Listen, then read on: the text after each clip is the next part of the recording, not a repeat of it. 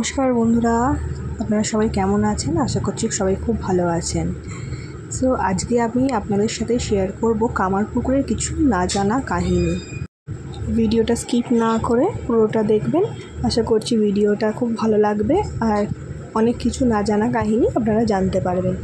তো চলুন ভিডিওটা শুরু করা যাক।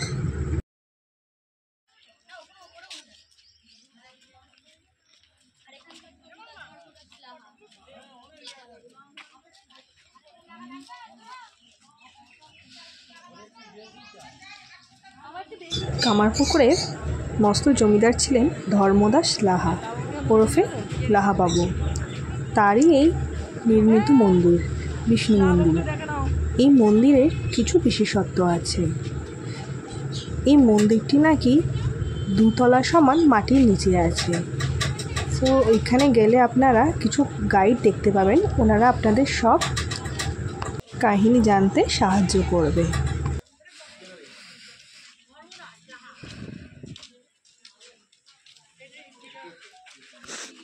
এখানটায় দাঁড়াও, সবাই বলে দিই, দিয়ে দেখবে। দেখো এই যে উপরে একতলা, মাঝে নারায়ণ শিলাটা, নিচেটা বন্ধ। মন্দিরটা দেখো পোড়ামাটির তৈরি, পুরা বিষ্ণুপুর টেরাকোটা কাজ। আর এই যে ঠাকুরগুলো সাজানো আছে ওগুলো হচ্ছে রাজ ঠাকুর। অঘ্রাণ মাসে ওদের রাজ পূর্ণিমায় পুজো হয়। ঘুরে ঘুরে দেখে নাও ঠাকুরগুলো। হ্যাঁ, এটা মুখ তুলে না না না না যা যা। ঠাকুর বাবা কাঁকড়ে দেয়, তারপরে কামারপুকুর ঠাকুরের জন্ম হয়। বাকি ঠাকুরের দাদার জন্য, দিদির জন্য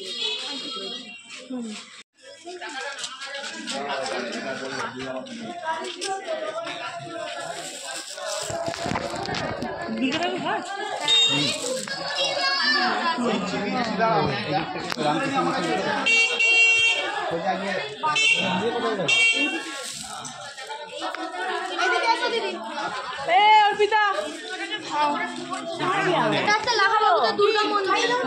ঠাকুরের দাদা রামকুমার চট্টোপাধ্যায় দুর্গা পুজো করতো এই দুর্গা ঠাকুরেরই। পুরো মূর্তিটা তৈরি হয়ে গেছিল, কিন্তু যে চোখটা আঁকবে সে চোখটা আঁকতে পারছিল না, হাত কাঁপছিল, অজ্ঞান হয়ে গেছিল। ঠাকুর ছোটবেলায় নিজের ইচ্ছায় দুর্গা মায়ের চোখ এঁকেছিল, এটা সেই কাঠামো। প্রতি বছর এখনো এর মধ্যে মাটি দিয়ে মূর্তি তৈরি করা হয়। বিসর্জনের পরে মাটিটা গলে গেলে আবার কাঠামোটা এনে রেখে দেয়।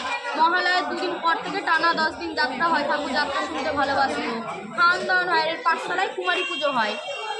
আর এই যে দেখো ঠাকুরের পাঠশালা। ঠাকুর যখন এখানে পড়তে এসেছিল, ঠাকুরের মাস্টার মশাই ঠাকুরের যোগ শেখাচ্ছিল। ঠাকুর যোগ নিজে মন দিয়ে করছিল। যেদিন থেকে ঠাকুরকে বিয়োগ শেখাতে শুরু করলো, ঠাকুরের মাস্টার মশাইকে ঠাকুর বলছে, দুঃশালা তো পাঠশালা আমি পড়বো না। ঠাকুরের মাস্টার মশাই বলছে, কোথায় পড়বি না কেন রে? বলছে, যোগ মানে ভক্তের সাথে ভগবানের যোগাযোগ, বিয়োগ মানে বিচ্ছেদ কাটাকুটি, আমি চালকলা বিদ্যা শিখবো না। সেই দেখতে পাঠশালায় পড়তে আসতো না। বিষ্ণু মন্দিরে যে লুকিয়ে মা কালীর ছবি আঁকতো। এটা খড়ের ছাউনি ছিল। 1304 সালে খড়গুলো পুড়ে যায়, তারপর টিনের করেছে। 125 বছরের টিন। কাঠগুলো অরিজিনাল, তখনকার দিনে শাল কাঠ, নষ্ট হয়নি। 56টা কাঠ আছে। পাঠশালাটাই যাও,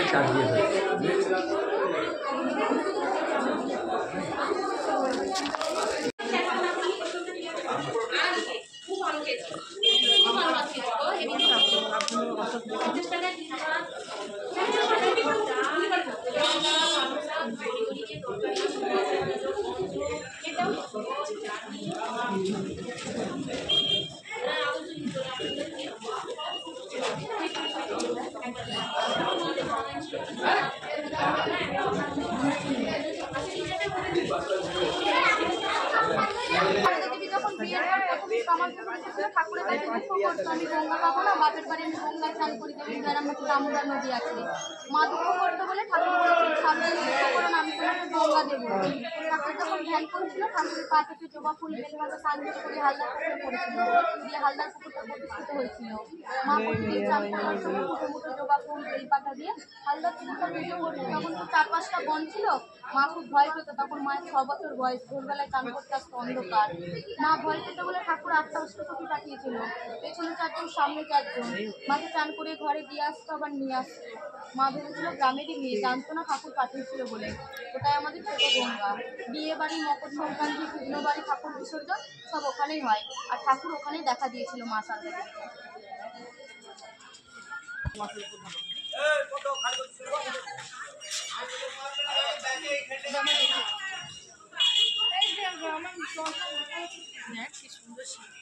এটা লাহাবাবুদের কালী মন্দির। মন্দিরটা ছোট পাড়া ছিল, ভেঙে গেছিল। এই বছর ওপর আরো তৈরি হয়েছে। যে অফিসার করলো। ঠাকুর ছোটবেলায় মন্দিরটাকে নিয়ে এই কালী মন্দির। দেখো পাকা পাকা পেছনে চাপা দিয়ে আছে।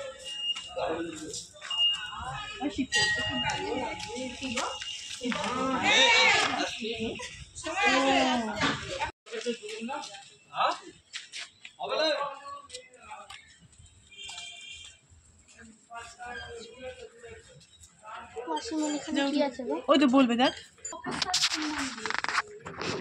ঠাকুর তো পাগলামি করতো, মা ভবতারিণীকে দেখতে পেত, গোটা গ্রাম মা মা করে কাঁদতো।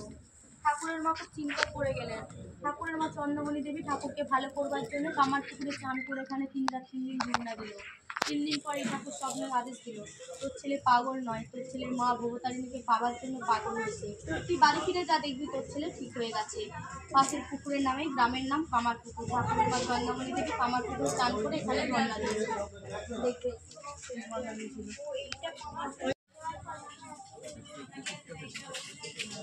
এটা সব কটা পুকুরই বড়। আমাকে নি এই আস্তে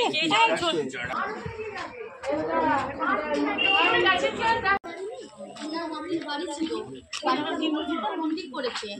মাটির বাড়ির ওপরে মন্দির করেছে, বাড়িটা ভেঙে দিয়েছে। সবাই এসেছে। যখন মেন মন্দির খুলবে দেখতে পাবেন যেখানে ঠাকুরের মূর্তিটা আছে ওখানে ঢেকিসাল ছিল, এখন ঢেকিসালটা ভেঙে মেন মন্দির করেছে, ঠাকুরের মূর্তি আছে। ঠাকুরের যখন জন্ম হয় ঠাকুরের মা চন্দ্রমণি দেবী অজ্ঞান হয়ে যায়। তার পাশে ধানসিদ্ধ উনুন ছিল, ঢেকিসালের পাশে ঠাকুর গড়িয়ে ওই ধানসিদ্ধ উনুনের মধ্যে পড়ে গেছিল। গ্রামের সবাই ছেলে খুঁজছে, কেউ ছেলে খুঁজে পায়নি। এই ধনী কামানি মা ছেলে দেখতে গেছে, অন্ধকার ছিল তো প্রদীপ জ্বালিয়ে ঠাকুরকে খুঁজছিল। প্রদীপটা যখন ঢেকিসালের সামনের দিকে নিয়ে যায় দেখছে ছাই ভস্ম মেখে পড়ে রয়েছে, যেমন শিব ঠাকুর পড়েছিল। যত কাপড়ে ফুটে করে ছাই বোঝাচ্ছে কোলে তুলে নিয়ে দেখছে জ্যোতি বেরোচ্ছে, যতই ছাই বোঝাচ্ছে ততই জ্যোতি বেরোচ্ছে। তখন মনে মনে ভাবলো কোনো ছেলে নয়, ঠাকুরেরই অবতার। ঠাকুরকে তো এই কামার মাই তো লালন পালন করে বড় করেছিল। যখন পৈতের সময় হয়েছে তখন বলছে গোদাই কাটতে ভিক্ষে নিবি রে। ঠাকুর প্রথম থেকে ইচ্ছা ছিল ধনী মায়ের হাতে ভিক্ষে নিবে, কিন্তু ঠাকুরের মা বাবা দাদা কেউ মেনে নেয়নি। ঠাকুরকে বলছে গোদাই তুই ব্রাহ্মণ হয়ে কামারের হাতে ভিক্ষে নিবি, সূর্যের হাতে ভিক্ষে নিতে হয়। ঠাকুর বলেছিল না, মায়ের কোনো জাত হয় না, আমি ধনী মাকে কথা দিয়েছি আমি ভিক্ষে নিলে ধনী মায়ের হাতেই নেবো। ওই জন্য এটা ভিক্ষে মাতা মন্দির। প্রথমে ধনী কামারিনীর হাতে ভিক্ষে নিয়েছিল। এই ধনী কামারিনী স্বামীর সুখ সন্তান সুখ পায়নি। 5 বছরে বিয়ে হয়, 7 বছরে বিধবা হয়ে যায়। ঠাকুরকে জন্মের সময় ইনি প্রথম বুকে তুলে নিয়েছিল। ঠাকুর প্রথম এনার হাতে জল পান করেছিল আর এনার হাতে ভিক্ষে নিয়েছিল। কামার পুকুর নাম এনার নামে, ইনি ছিলেন শুদ্ধ নারী। দেখো ঠাকুরকে কোলে নিয়ে আছে ঠাকুরের ভিক্ষে মা। এটা বাড়ি ছিল, ভেঙে মন্দির করেছে। ঠাকুরের ভিক্ষে মায়ের বাড়ি ছিল। এই যে বাড়িগুলো জুয়েলার্সের দোকানারে না, ওনার বংশধররা বসবাস করছে। ওই দিকটা লাহা, এই দিকটা কর্মকার। লাহা বাবুদের আর এটা কর্মকার বুঝেছে। আর এটা দেখছো নাট্যমঞ্চ, শিবরাত্রির সময় যেখানে নাটক হতো, সেই ছেলেটা নাটক করবে, তার খুব শরীর খারাপ, বলে পাঠিয়েছে আমি নাটক করতে পারবো না। গ্রামের মেয়েরা তখন গোদাইকে ধরেছে, গোদাই শিবের গান জানে নাচ জানে, গোদাইকেই সাজানো হোক। ঠাকুরকে শিবের পোশাক আরে পরিয়ে মঞ্চে তুলেছিল। যখন শিবের ত্রিশূলটা হাতে নিতে যায় তখন শিবের কথা ভাবতে ভাবতে এখানে তৃতীয়বার ভাব এসে যায়। স্বয়ং দেবাদিদেব মহাদেব ঠাকুরের মধ্যে এখানে আবির্ভূত হয়েছিল। প্রথম ভাব এসেছিল লক্ষ্মী জেলার মাঠে, আমাদের গাড়ি পার্কিং। দাদার সাথে মুড়ি খেতে খেতে কালো মেঘের মধ্যে দেখতে সাদা বক উড়ে যাচ্ছে, ঠাকুর আকাশের দিকে তাকিয়েছিল। মনে মনে ভেবেছিল সাদা মানে শিব আর কালো মানে কালী। দ্বিতীয় ভাব এসেছিল আনুর বিশালক্ষী মন্দিরে, এখান থেকে 7.5 কিলোমিটার দূর। ওখানে পৌষ মাসে মকর সংক্রান্তি মা বিশালক্ষীর পুজো হয়। ঠাকুর মায়ের সাথে প্রসন্ন দিদির সাথে রাস্তায় গান করতে করতে নাচতে নাচতে যাচ্ছিল। ওখানে দ্বিতীয়বার ভাব এসে যায়।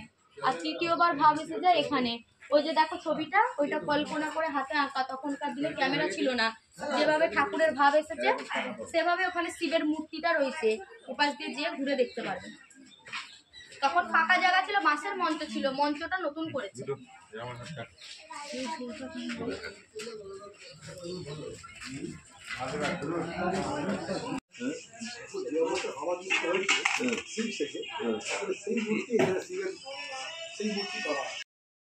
ভিডিওটা কেমন লাগলো অবশ্যই কমেন্ট করে জানাবেন। আর ভিডিওটা ভালো লাগলে একটা লাইক করবেন, কমেন্ট করবেন আর শেয়ার করবেন। আর এরকম আরও নানান ভিডিও দেখতে সাবস্ক্রাইব করুন। আই এম সুজা। আজকের মতন বাই, দেখা হচ্ছে নেক্সট ভিডিওতে।